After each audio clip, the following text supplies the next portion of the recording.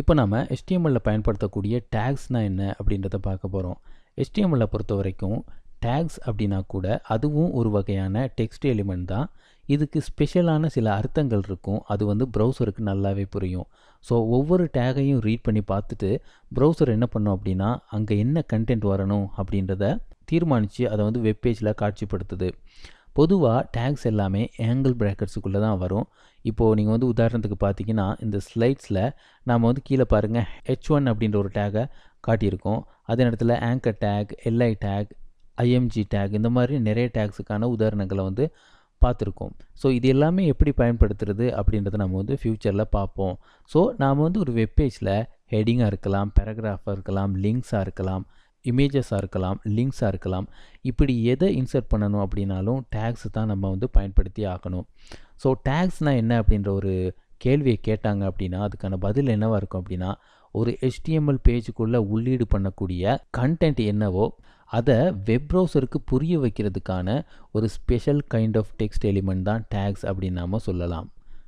அடுத்து HTML tax என்னென்ன அடிப்படையில் இருக்குது அப்படின்றத நான் பார்க்கலாம். HTML டேக்ஸை நம்ம ரெண்டு வகையில் பிரிக்கலாம். முதலாவது கண்டெய்னர் டேக்ஸ் அப்படின்னு சொல்லுவோம். ரெண்டாவது செல்ஃப் க்ளோசிங் டேக் அப்படின்னு நம்ம சொல்லுவோம். கண்டெய்னர் டேக்ஸுக்கு பார்த்தீங்கன்னா ஓப்பனிங் டேகும் க்ளோசிங் டேகும் இருக்கும். செல்ஃப் க்ளோசிங் டேகுக்கு நம்ம பார்த்தோம் அப்படின்னா க்ளோசிங் டேக் அப்படின்றது இருக்காது. இந்த ஸ்லைடில் அது ரெண்டுக்குமான உதாரணங்களை நீங்கள் பார்க்கலாம். ப்ராக்டிக்கலாக நம்ம கோட் எழுதியும் ஒருக்கா பார்க்கலாம். செல்ஃப் க்ளோசிங் டேகுக்கு ஸ்டாண்டலோன் டேக் அப்படின்னு ஒரு பேர் இருக்குது. அதையும் நீங்கள் ஞாபகத்தில் வச்சுக்கணும். இப்போது நாம் இந்த ரெண்டு வகையான டேக்ஸுக்கும் ஒரு சில உதாரணங்களை ப்ராக்டிக்கலாக பார்த்துடலாம். இப்போது இதுதான் HTMLுடைய பேசிக்கான ஒரு ஸ்ட்ரக்சர்.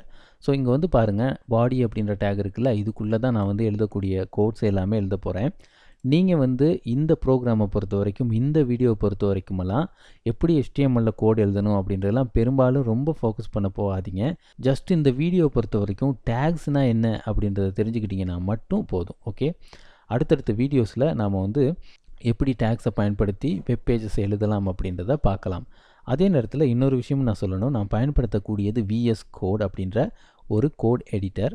ஸோ இதையும் நாம் எப்படி இன்ஸ்டால் பண்ணலாம் அப்படின்றத ஃப்யூச்சரில் பார்ப்போம். இப்போது நான் என் வெப்பேஜ்க்கு ஒரு ஹெட்டிங் ஒன்று தேவை அப்படின்னா ஜஸ்ட்டு VS கோடை பொறுத்த வரைக்கும் H1 அப்படின்னு கொடுக்குறேன். ஓகே, ஹெச் டேக்கில் பார்த்தீங்கன்னா 6 வகையான டேக்ஸ் இருக்குது. எனக்கு H1 டேக் தான் வேணும் அப்படின்றதுனால H1 அப்படின்னு கொடுத்துட்டு என்டர் பண்ணேன் அப்படின்னா இந்த H1 டேக்குக்கு தேவையான ஓப்பனிங் அண்ட் க்ளோசிங் டேக்ஸ் இங்கே வந்துடும். அதே நேரத்தில் மவுஸ் கர்சர் பார்த்தீங்கன்னா இந்த ரெண்டு டேக்குக்கும் இடையில் ப்ளேஸ் ஆகி பிளிங்க் ஆகி இருக்கிறத நீங்கள் பார்க்கலாம். இப்போ ஜஸ்ட் நீங்கள் என்ன பண்ணலாம் அப்படின்னா உங்களுக்கு தேவையான ஹெட்டிங்கை டைப் பண்ணலாம். டைப் பண்ணிவிட்டு இப்போது சேவ் பண்ணுங்கள். சேவ் பண்ண உடனே பாருங்கள் ப்ரௌசரில் எனக்கு ஹெட்டிங் அப்படின்னு சொல்லி வந்திருக்கு. ஸோ இன்னொரு வகையில் நான் சொல்லணும் அப்படின்னா இங்கே பாருங்கள் நம்மளுடைய வெப்பேஜை ப்ரௌசரில் ஓப்பன் பண்ணி பார்த்துக்கிட்டோம் அப்படின்னா தான் நாம் செய்யக்கூடிய சேஞ்சஸ் எல்லாத்தையுமே பார்த்துக்கலாம்.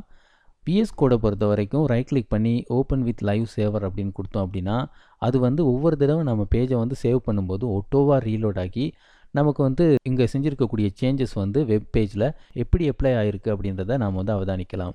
இப்போது நான் பாருங்கள் P டேக் அப்படின்றத ஒன்று கொடுக்குறேன், பேராகிராஃப்கான டேகு.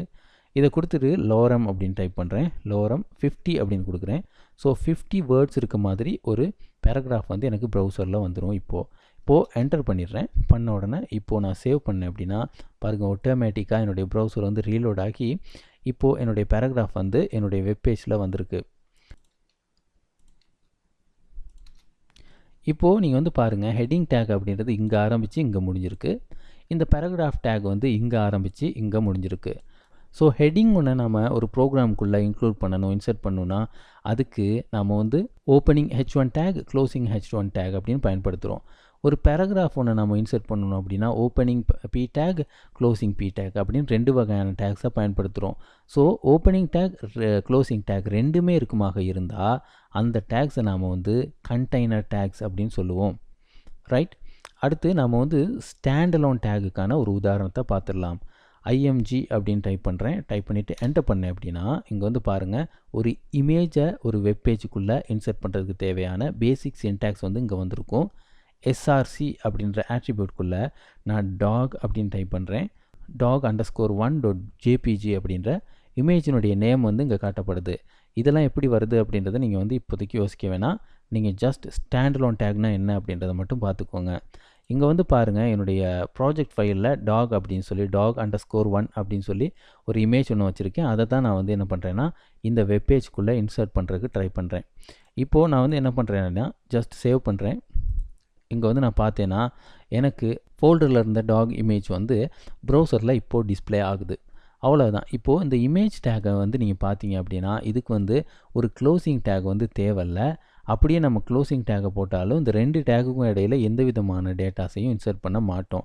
ஸோ இதுக்கு வந்து க்ளோசிங் டேக் தேவையில்லை அப்படின்றதுனால இதை வந்து நாம் ஸ்டாண்ட் அலோன் டேக் அப்படின்னு சொல்கிறோம், ரைட்? அல்லது செல்ஃப் க்ளோசிங் டேக் அப்படின்னு சொல்கிறோம்.